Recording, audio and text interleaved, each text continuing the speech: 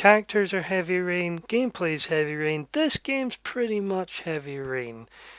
But, here's the but here.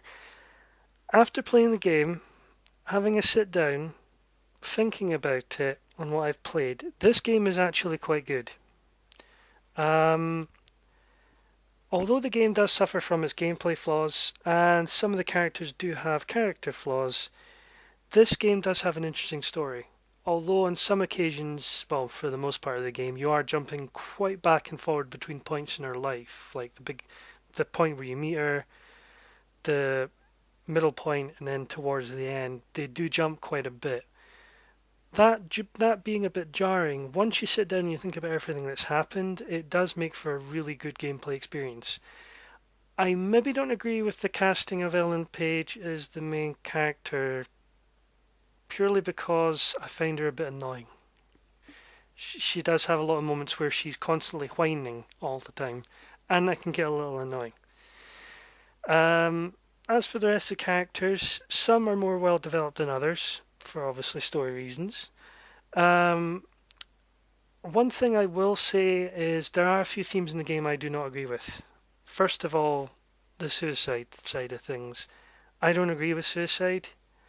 I know from my own personal experience that's not a very good thing to have in a game because when you're playing a game like this that's so emotionally charged, you might not notice it, but sometimes it can actually have an effect on your way of thinking. And personally, that really irked me.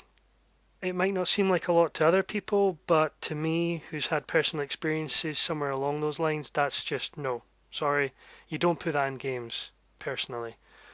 There are some other uncomfortable decisions the game sometimes leaves you with. I suppose they're trying to, get the emotions flowing and get you really thinking about what you're doing. But again, you've got to be careful what you put into your game because sometimes it can have more an effect on you than you realize. Apart from that, the story is brilliant. There's, especially towards the end, there are some really poignant points, especially right at the end, that made me really have a moment of just sitting there and taking everything in.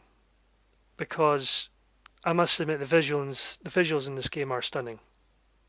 They are really, really well done. So, gameplay. This game pretty much plays like Heavy Rain as far as the controls go. Only thing I don't agree with is the invisible QTEs, where you're meant to sort of guess, judging by her body movement, which way you're meant to go. While I see that as being, yeah, I can see what they were going with there, trying to be a bit more edgy and making you think a bit more. It can be a bit annoying, especially when there's a lot to do and there's a lot going on. But what a lot of people might not know is technically the game doesn't have a fail state. Basically, even though you may miss a lot of things, you can miss all the QTs you want and you'll still get through the game. It just may look a little weird that you're basically getting the absolute shit kicked out of you, but yeah, there you go. Um, Apart from that, the gameplay is pretty solid. I had never really had too much problems with the controls. The only thing I did have the problem with was the camera. There was a lot of times where the camera just did not play ball, and that really pissed me off. Um, some sections of the game I felt were a little dragged out more than the others. I'm not going to mention any particular spoilers wise, but there is one particular part of the game that I just wanted to be over and done with and continuing on the story. But with all things said, here's my rating. Out of 10, 10 being absolutely flawless, brilliant, fantastic, and 1 being rather throw myself out of a plane into a vat of boiling lava, I would give this game an 8. Yes, you heard me. I'm going to give Beyond Two Souls an 8. Because while maybe coming across being very different from most games, it's really one of those games that you have to experience on your own.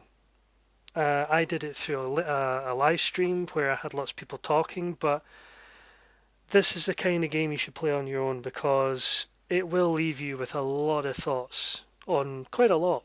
So that's my review of Beyond Two Souls. I hope you enjoyed it.